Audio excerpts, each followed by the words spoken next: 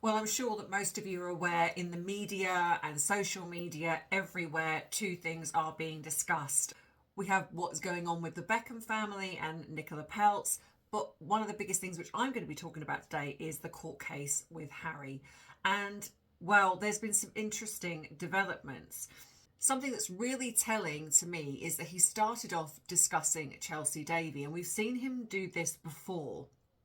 And then out of nowhere, the very next day, he pivots to Meghan Markle, even though she has absolutely nothing to do with this case. That switch matters. Because this court case isn't about Meghan. This isn't even about privacy. And in my mind, it's about control. Who controls the narrative and what happens when that control slips? And we're going to get into Harry blaming the press for literally everything, taking zero accountability. So we're going to be looking at some of the ways that Harry also courts the press when he wants to. A contradiction at the heart of this argument. So if you are interested in the truth, rising above the noise that is clickbait and gossip, then this could be the channel for you. If you've enjoyed this video, please give it a thumbs up. If you haven't subscribed, then please think about doing so, because it does tell YouTube that I'm a channel worth keeping, and it's also free. It doesn't cost you a penny. So as you're still here, welcome. Go grab your drink of choice, whatever that may be, as you sit back and relax as we get into some tea with some truth, with a little touch of therapeutic psychology.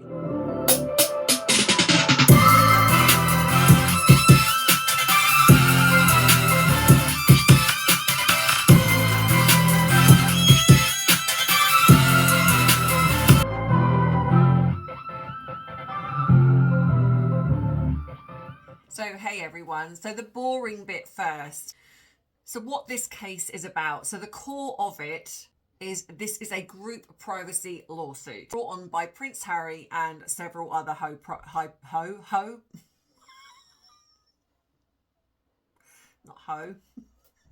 oops. I'm sure that was a Freudian slip there.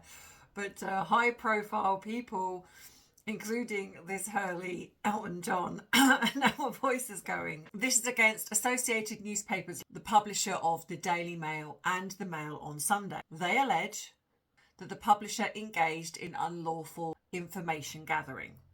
And that's regarding stories about their personal life, spanning roughly, I think, from the 1990s till 2010, something like that. So apparently it was to do with phone hacking, landline listening, tapping into a call, bugging private property, paying intermediaries, private investigators, and basically using deceptive means to get information. Of course, the other side that are being accused of this deny all of the wrongdoings, and that this is what this case is about. But what I'm going to be talking about, because most of people know what is going on in the mainstream news, there's enough of it going around. But for me, given my background, I thought it was really interesting the way Harry came across in this court case. And so when he spoke first, he talked about press intrusion, which we know Harry has a big gripe about this. So he laid out how this intrusion was traumatizing, it was invasive, annoying, unethical, you know, all the usual things that Harry says. But on the first time, he also discussed Chelsea Davy. Now, we know he's brought Chelsea up before, and this is interesting to me because we have Harry talking about how his privacy has been violated. And we're going to get to some of the some things about that in a minute. But has anyone asked Chelsea whether she wants to be brought into this? Because why, if she was okay, then why isn't she being brought in as a key witness to be involved in this? But interestingly, he's brought her up quite a few times. Now, I'm of the belief, and I know that most of you probably agree, that Chelsea is the one that got away. I really do believe that he did, in his weird way, have some love for her. Even if it wasn't particularly healthy love or the love that Chelsea deserved, in his mind, I do believe that she was the one. He talks about how private information that could only have been gained from it being sort of taken illegally, in a sense, or unethically, was about their private life. He said that the press intrusion felt so intense, it was like it was stalking. And in a nutshell, he blames the press for Chelsea walking away from the relationship. He says that it created, let me just get this right, Harry described the press obsession as so intense it felt like stalking, and said these intrusions caused emotional strain and mistrust. Nothing to do with the fact that Harry was probably a terrible person to be in a relationship with, but again, it's all let's blame other people. Now then, interestingly, the next day, he completely pivots and brings in Meghan. Now, normally you sort of think if this was if this is a privacy case, then you sort of think, okay, and it was like a generalized privacy of press intrusion, then you could almost think, okay, he's brought in Meghan because of that. But the fact is, this is to do with the unlawful gathering of information between 1990 and 2010. He wasn't with Meghan then. So Meghan has no place in this court case. Also has no place talking about his feelings, because at the end of the day, feelings are not evidence. And he hasn't brought any evidence into this court case as far as I'm aware. I think the one thing they had was the witness, and that obviously we know where that's gone. So reading my notes, so mid-testimony, the focus broadened and Harry made several emotional references to Meghan, claiming that the press had made her life an absolute misery. He tied it in by arguing that the culture of intrusive reporting that affected him, I guess back then, also extended to her life, especially during their years as a couple. Interesting, the wording, when they were a couple. I thought that, aren't they still a couple? So obviously the other side have pushed back, of course, and there's been no verifiable proof that any hacking has been done. So if we're looking at the angles of why there was this Meghan switch, and I did wonder if perhaps Meghan had said something to him, because that's still a possibility, right? We know that she would be insanely jealous. So she would not like the fact that he has brought in Chelsea Davy. And I also do believe that Harry likes to play games. I think he's quite vindictive as well. So he would potentially know that bringing in Chelsea would annoy her. And I still do believe that he potentially would do things to try and get her jealous, to annoy her, because that's the little bit of control that he potentially can have when he's away from her. And if she reacts, that will create him to feel that she's still interested in him. Nothing to do with the fact that she still needs him, because obviously connection to the royal family, but in his mind it would be like, well, she still must like me because she's getting jealous. And that's how he would be portraying this in his mind, I believe. In a way, Harry is emotionally manipulating the court and the media, because the very media that he's going up against, he absolutely utilizes. And he knows, because he's Mr. Mischief, though he says he's not, but he knows that the social media, it's almost like in the eyes of the public, he could potentially be seen as a victim. And again, using Meghan to do that. Or that he realizes that he wasn't getting anywhere. Discussing Chelsea, he wasn't getting anywhere. He was being called out in court. He was told not to argue. I imagine his lawyers probably said to him, what on earth are you doing? You are not going to win this case by doing what you're doing. You're being argumentative. It's like they're coming back with things. It's like at one point they quoted things out of his own book and he couldn't remember. It's like, I mean, not being funny, the guy couldn't even remember how he was addressed from the last time he was at court. His brain is either so fried with the substances, or he really is just that ignorant. I mean, it could be both, actually, to be fair, where Harry's concerned. So bringing in Meghan's experience, it helps broaden the story. So this is from like this sort of technical point of view, this playing the system. So it broadens the story from a personal grievance to do with Chelsea or past girlfriends to a systemic problem that spans decades and affects multiple lives. So he's now bringing in the emotional, personal aspect. And of course, in his mind, he would have to bring in Meghan, even though it has got nothing to do with Meghan, but he's playing on the emotional sympathy card. I mean, it was literally like it was one, was it left eye tear go? And Harry's learning that now, apparently. So from a tactical standpoint, linking to Meghan, it humanises the story. She is a public figure many empathise with, not loads, but we know the cult squad like to circulate, and she's got these bots and everything else. So on social media, that gets circulated. They can also, the behaviour he's fighting isn't a one-off or back in the day. So in a way, he's trying to bring it into the forefront and say, this isn't just about back then, this is now. So of course, to the younger generation, to other people, they're going to be like, yeah, go Harry, he's taking on the press. When actually, this is not even about that. It's like it's bringing it into now current. So this is called strategic narrative framing, and it's a ploy used a lot of the time. And I think that Harry has been advised to use it. But the interesting thing is the hypocrisy where Harry behaves this way. And this argument falls down because even before, Harry cooperated with the press. If we are believing, which I do believe, that he had a Facebook Mr. Mischief, and I do believe this because I don't believe they would bring that up unless it was true. When he's meeting with female journalists at parties, interesting that there always seem to be female.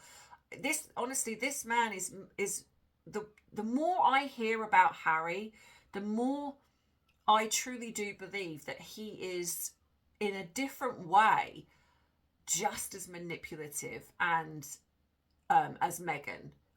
These two are very well suited in the terms of they're very alike, but in that is why I still don't believe they're together, because he's too volatile. I mean, I came across this picture, and I'd forgotten about this, and I came across this picture on, and I put it up here on X, and it really depicts to me, this is who he is. It was just this particular moment was covered up by the palace. The palace, the palace machine, the institution that Harry likes to say, because again, it doesn't, if he says family or the royal family, it humanizes them. So he likes to, it's like distancing language. It's like, creating them to seem like it's cold, the men in grey suits type thing. But interesting, they covered this up and said that he was provoked and he was being protective. But in any walk of life, this is not okay. This is absolutely not okay. And especially given it's from the member of the royal family. So this is the person who he is, really. Underneath everything, all this facade that he paints, that he tries to portray, this to me is who he is, and he's always been. So I think that when he referenced Chelsea, and he's talking about how the past affected both of them, like bringing her into it again, I think was framing this narrative of, this is why, in a sense, we split up because of this press intrusion. So again, creating him to be the victim, rather than actually, maybe the reason they split up was because he was paranoid, because he was cheating, because he was doing all of the things that he shouldn't be doing. But by blaming the press, again, he can distance himself from the responsibility of that. I mean, the only thing relevant there is that Chelsea does fit the timeline. And in some ways, with the press intrusion, that is a clean argument in a sense, even though, again, it's not evidence-based, but it's still this argument of the press were very, very intrusive. However, the Meghan one is weird. So I wonder if there was also, a conversation that either happened probably with his legal team or with Meghan, because Chelsea reminds everyone of his past of a time before Meghan. And that's not gonna be something Meghan is gonna wanna hear. You know, this is a relationship that ended, like I say, Harry didn't walk away, she walked away. So by bringing in a sense, like Meghan, he can reframe this as, I'm the protector. I want to look after my wife. I want to protect my wife. And I think that is linked to his security. They're trying to use this court case, knowing that it is going to get out and circulate into the mainstream media. So by going on about Meghan and how unsafe it is and how the press intrusion and it felt like stalking, you know, all of these words, this is, I feel unsafe. My wife feels unsafe. But what's interesting is he never mentions children. Now, you'd think that, especially as he's talking about this still happening, why doesn't he talk about her why doesn't he talk about it in the context of family? Doesn't mention the children at all. And it's these type of things where you see people, when they're lying or when there's, you know, something's going on, they will tell the truth without realizing they're telling the truth. And to me, that's very telling that in all of this, he is not referred to his children as the press intrusion. It's all Meghan. When you're looking at the emotional reinforcement, it's Chelsea, past, Meghan, now. So Chelsea represents the pattern and Meghan now becomes the shield. Now the contradiction, because there's always one where Harry's concerned, and Meghan. Harry says the press is intrusive. Press destroyed his life. Press must be stopped. But we know over time and over the time that Harry's been in the royal family, he has posed with the press. Of times he's used the press as well. He's cooperated with certain outlets, and we know that he has done interviews. He has used the press every time it suits him. They use Netflix, podcasts, interviews, like I say, with journalists. They've sat down on repeated occasions. So as Meghan, she's done many, many interviews with magazines, talking about other people's privacy, carefully controlled media narratives. You know, let's not forget Harry got exposed for talking to fake Greta Thunberg and her father when it was actually to Russian pranksters, and he happily, there was no vetting, there was no let me just, you know, speak to my team before I speak to you. He happily opened up talking to a apparently teenage Greta Thunberg and talking about President Trump, talking about our Prime Minister at the time, Boris Johnson, talking about how he was unhappy with the royal family, talking about how he would align a wedding with Prince George and Greta. And the media, yeah, they spoke about it, but it didn't really go anywhere. But again, it's like the media don't draw on these comparisons of, you know, and looking at the behaviour. Harry then, and this was a month after Megxit, just to bear that in mind, a month after Megxit, and this is the conversation he had. And he was happy to do it. He was happy to chat. So you can't tell me that someone that does that with no vetting, no making sure that who he was talking to, doesn't talk to the press, doesn't leak things, because this is what's coming out. You know, his friend circle apparently leaked, but according to Harry, no, they didn't. It's all the royal family that have done it. But the royal family have protected Harry the whole time until he walks away. And then they're like, you know what? You're on your own, mate. And I don't blame them. I don't blame them at all. And like I say, the media question nothing.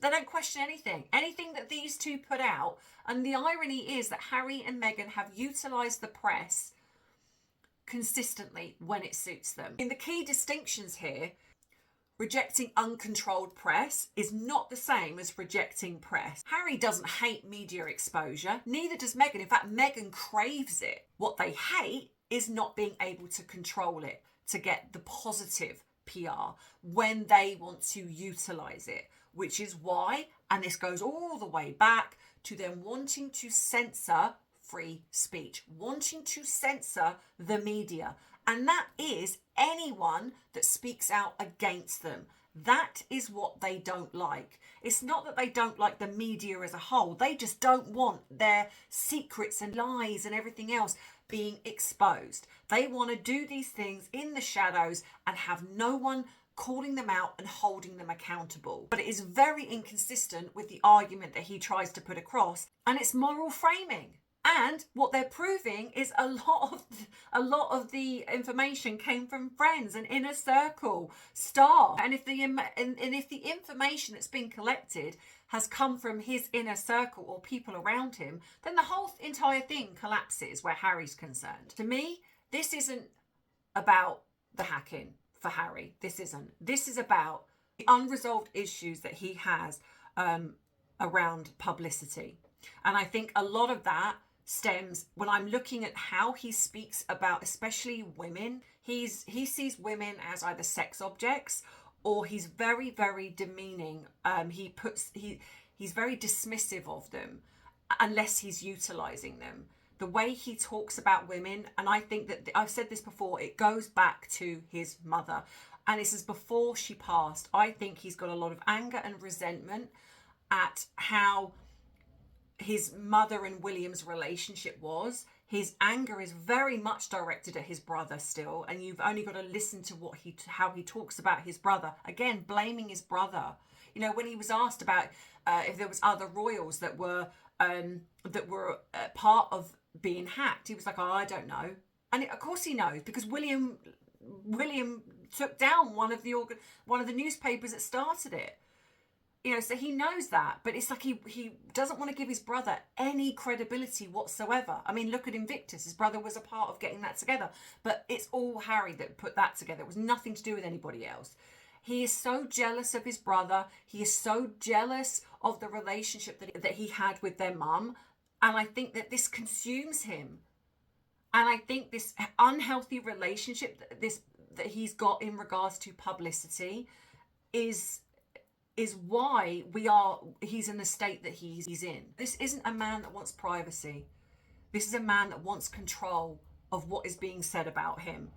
And unfortunately, when you're in the public eye, it doesn't work that way. You don't get to cherry pick. And the biggest thing is, out of all of this, is he still refuses to take any blame whatsoever for anything. By framing this the way that he has created the fact that, like I say, he's brought in Chelsea, talking about her without even, has she consented to that? He's exposed her privacy. He's exposed the privacy of so many people. The hypocrisy of the fact that he's crying and quivering his lip as he says, "Oh, it's ruined Meghan's life." Yet Meghan is one of the biggest people that calls backgrid. And to me, this is something that is also being enabled by the mainstream media. Instead of calling them out, they could shut this down by saying, "Hang on a minute, you're doing this, this, this, and this, and saying this, but you've done this and this, and you know you're in bed with these people. You're utilizing them." But they don't. It's all Harry's a victim. You know, Harry's over here and his father doesn't want to see him. Well, duh. Harry can't be trusted. He is volatile. He is, like I say, he's untrustworthy. He's all over the place, emotionally, mentally. He's unstable. This is just exposing all of it. And yeah, so let me know what you think in the comments. Do you agree? Do you disagree? Is there something that you've come up with? What are your thoughts on this court case? You know, have you been watching it playing out, or have you just avoided it because it's just everywhere? But yeah, let me know what you think, because I'd be interested to read your comments, as I always do. Don't forget to please like the video if you've enjoyed it, and subscribe because it is free. You can join up as a member if you choose. But the main thing is that please like, subscribe and share, because it does tell YouTube that I'm a channel worth keeping. And in this day and age, with the truth being in short supply, we need to keep the people out there, keep them going, the ones that try to find the truth, because it's just a minefield. So just to say, I have been made aware of a channel that has popped up that is talking about the most ridiculous things in regards to Harry and Meghan. And it's so disheartening to see these channels are AI. They're not real. And the way you can tell is that they show no evidence. If they start to talk about something, just come off it for a second and go and research. And if there's no credible source, then you know it's not true. Because if something as big as that, they will be showing evidence. They'll be showing something. And also, you've got to then use your critical thinking and think, why would a random YouTuber be talking about this kind of stuff when it's nowhere? You know, there would be some outlet talking about it, not just some weird random YouTuber that's just talking about Meghan Markle getting arrested or something weird and she's been under investigation for 8 months and just the most bizarrest things. So please, just bear that in mind when you've got little old content creators like myself and others who put time and energy and effort, and I work full time as well, so it's really disheartening. And I know that a lot of content creators feel the same because we talk about it. And these AI channels are crippling us because people are watching them. And, so if you don't want your favorite content creator to go, support, and it doesn't have to cost you anything. It's literally liking, subscribing, sharing, getting us out there. That's all you need to do. Everything else, member, coffee, all of those things, they're extras, but they're not necessary. At the end of the day, that's what's important. So yeah, just help our little old channels, please. But yeah, anyway, that being said, have a wonderful weekend, whatever you are doing. And as always, I will see you in the next video. Please don't forget to go across and support Bite-Size Tea because I will be doing different videos over there. That's it. Anyway, I'm going now. Stop waffling. Goodbye. No, I love you. I appreciate you. But most of all, I respect you. Take care. Bye-bye.